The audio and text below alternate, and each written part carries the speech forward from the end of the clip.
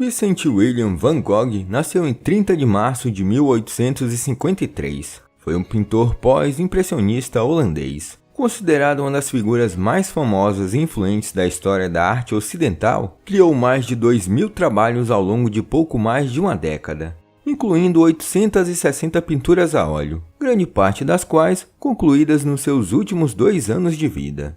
As suas obras incluem paisagens, natureza morta, retratos e autorretratos, caracterizados por cores dramáticas e vibrantes, além de pinceladas impulsivas e expressivas que contribuíram para as fundações da arte moderna e trouxeram distinção para o estilo do pintor.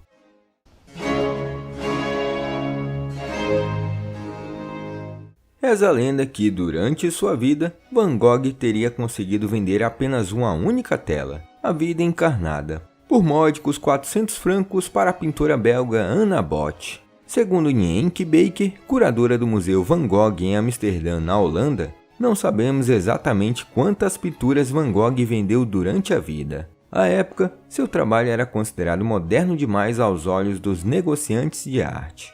Quando jovem, ele chegou a trocar algumas de suas telas por um prato de comida ou alguns tubos de tinta. A carreira de Van Gogh durou muito pouco, de dezembro de 1881 a junho de 1890. Em menos de uma década, ele pintou 879 telas. Só de autorretratos foram 37. Na falta de dinheiro para contratar modelos, ele recorria a um espelho para pintar a si mesmo, fumando cachimbo, com um chapéu de palha, diante do cavalete e, claro, com a orelha cortada. Ou pintava alguns conhecidos que não cobravam cachê para posar, como o carteiro Joseph Rollin, o dono de uma loja de pintura em Paris ou a dona de um restaurante em Arles. Em seus últimos anos de vida, Van Gogh trabalhava uma média de 16 horas por dia. Comia mal, dormia pouco e bebia demais. Das mais de 800 telas a óleo que ele produziu, 6 estão entre as mais famosas pinturas da história. A cadeira de Van Gogh com cachimbo, Os Girassóis, Terraço do Café à Noite, Quarto em Arles, A Noite Estrelada e A Igreja UV. A Noite Estrelada traz certa transcendência religiosa, analisa Felipe Martínez, doutor em História da Arte pela Universidade Estadual de Campinas. Antes de ser pintor, Van Gogh tentou carreira como pastor. Não deu certo. Depois do fracasso, nunca mais falou em Deus. Mas, algum tempo depois de pintar esse quadro, explicou para seu irmão Theo que, quando sentia falta de Deus, tentava procurá-lo nas estrelas. Se teve algo que Van Gogh gostou de fazer tanto quanto pintar quadros, foi escrever cartas. Só para o irmão Theo, 4 anos mais novo, redigiu 652. A primeira carta foi redigida em 29 de setembro de 1872 e a última no dia de sua morte. Todas foram guardadas pela cunhada do pintor e reunidas no livro Cartas a Theo. Por incontáveis vezes, Theo emprestou dinheiro ao irmão e deu-lhe conselhos em momentos difíceis. Os dois eram tão próximos que, coincidência ou não, Theo morreu apenas 6 meses depois de Van Gogh. Hoje, eles estão sepultados lado a lado, no cemitério de Auvers-sur-Oise, na França.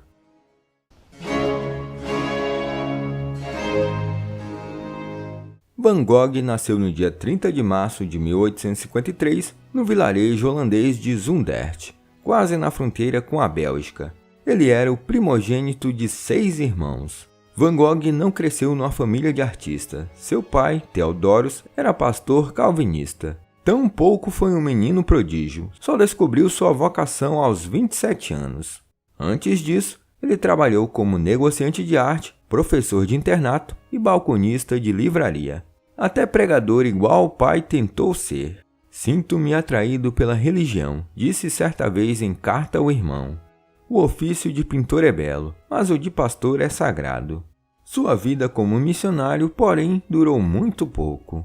Como não tinha um dom da oratória, foi logo dispensado. No campo amoroso, Van Gogh foi tão mal sucedido quanto no religioso. Colecionou amores não correspondidos, como Eugénie Loyer, a filha de sua senhoria, e Guy Streicher, uma prima viúva. Em 1882, conheceu e se apaixonou por Clasina Maria von Hornig, uma prostituta alcoólatra. Os dois chegaram a morar juntos por um tempo, mas o relacionamento não vingou. Não é possível viver sem amor, desabafou Van Gogh em outra ocasião. Tenho de encontrar uma mulher, caso contrário, ficarei congelado e me transformarei em uma pedra. Van Gogh morou em diferentes cidades, Bruxelas, Londres, Paris. Na capital francesa, onde viveu por 2 anos, fez amizade com outros pós-impressionistas, como Paul Cézanne, Henri de Toulouse-Lautrec e Paul Gauguin. Depois de um tempo em Paris, viajou para Arles, no sul da França, em fevereiro de 1888. Lá, tentou fundar uma comunidade de artistas. Chegou a alugar uma casa, eternizada na tela Casa Amarela, como sede da colônia. A ideia do pintor holandês era criar uma espécie de cooperativa sob a liderança do francês, explica Martins. Queria que os pintores pudessem dividir a renda das pinturas vendidas e construir um espaço no qual só teriam que se preocupar com a arte. O único a aceitar o convite de Van Gogh foi Gauguin, e, mesmo assim, por apenas 2 meses. Por divergências artísticas e pessoais, logo começaram a brigar. Ambos eram geniais, mas tinham temperamentos antagônicos. Excessivamente metódico, Gauguin demorava a pintar seus quadros e procurava sentido para tudo que pintava. Já Van Gogh pintava com rapidez e entusiasmo impressionantes. Para pintar, era capaz de enfrentar até ventanias. Numa dessas brigas, Van Gogh atirou um copo de absinto em Gauguin e tentou agredi-lo com a navalha. Arrependido do que fez, cortou o lóbulo de sua orelha esquerda e deu de presente a uma prostituta chamada Raquel. Em seus últimos anos de vida, Van Gogh foi internado em 2 instituições psiquiátricas. Uma em Arles, entre dezembro de 1888 e maio de 1889, e outra em Saint-Rémy, entre maio de 1889 e maio de 1890. Ambas instituições ficavam na França. Na maioria das vezes, seu tratamento consistia em banhos gelados 2 vezes por semana. Num dos sanatórios, ele transformou a cela em ateliê. Foi lá, aliás, que criou uma de suas obras-primas, A Noite Estrelada. Não se sabe ao certo o que Van Gogh tinha. As hipóteses são muitas, de sífilis a epilepsia. Algumas delas, inclusive, já foram refutadas. A mais aceita diz que ele sofria de um misto de transtornos, bipolar e de personalidade. Se isso já não bastasse, alguns de seus surtos e delírios teriam sido provocados, segundo estudo recente, por abstinência alcoólica. Sim, Van Gogh era um bebedor costumaz de absinto, bebida à base de anis e outras ervas. Ele fora obrigado a parar de beber quando foi internado. Os cientistas chegaram a tal conclusão depois de analisar centenas de cartas e prontuários médicos. Em maio de 1890, Van Gogh deixou o sanatório de Saint-Rémy e se mudou para o vilarejo de Auvers-sur-Oise. 2 meses depois, pintou sua última tela, Campo de Trigo em Corvos. Quando ele soube que Theo, recém-casado e com um filho pequeno, estava em dificuldade financeira, entrou em total desespero. Afinal, era o irmão quem lhe mandava dinheiro para comprar quadros, tintas e pincéis. No dia 27 de julho, Van Gogh saiu para passear em um campo próximo ao hotel onde estava, e lá atirou contra si mesmo. Ao descobrir o que aconteceu, Theo correu para o encontro do irmão. Van Gogh levou quase 30 horas para sucumbir ao ferimento à bala. Morreu no dia 29 de julho de 1890, por volta de 1 da manhã. Gostaria de ir para casa agora, teriam sido suas últimas palavras. Como quase tudo relacionado a Van Gogh, o revólver supostamente usado no dia de seu suicídio também foi a leilão, quase 130 anos depois. Há vários indícios da provável autenticidade da arma.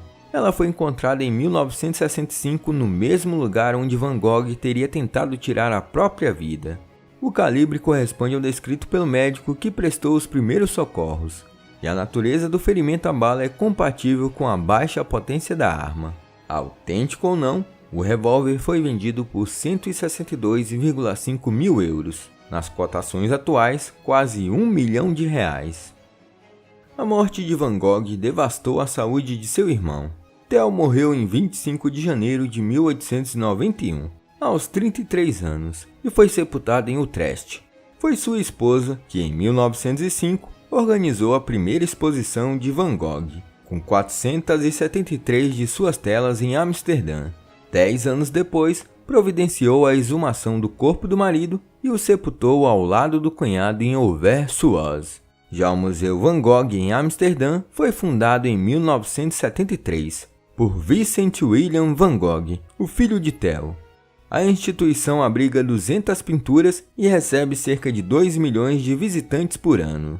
As demais obras estão espalhadas pelo mundo, no Museu d'Orsay em Paris, no The National Gallery em Londres e no Museu de Arte Moderna em Nova York.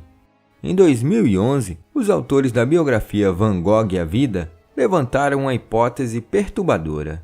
Van Gogh, ao contrário do que se acredita, não teria cometido suicídio. Teria levado um tiro acidental. Não é só isso. Ele teria assumido a culpa para proteger os irmãos René e Gaston Secretan, que, na hora do disparo, estavam brincando com a arma. É mais provável que Van Gogh tenha sido baleado acidentalmente do que atirado em si mesmo. Sustenta o autor da biografia, historiador de arte na Universidade de Princeton, nos Estados Unidos. Sempre houve dúvidas em relação à hipótese de suicídio, onde ele conseguiu a arma. Além disso, se pretendia se matar porque encomendou uma grande quantidade de tinta. Pelo ângulo da entrada da bala, seria difícil para ele puxar o gatilho. Isso sem falar que não havia resíduos de pólvora em suas mãos.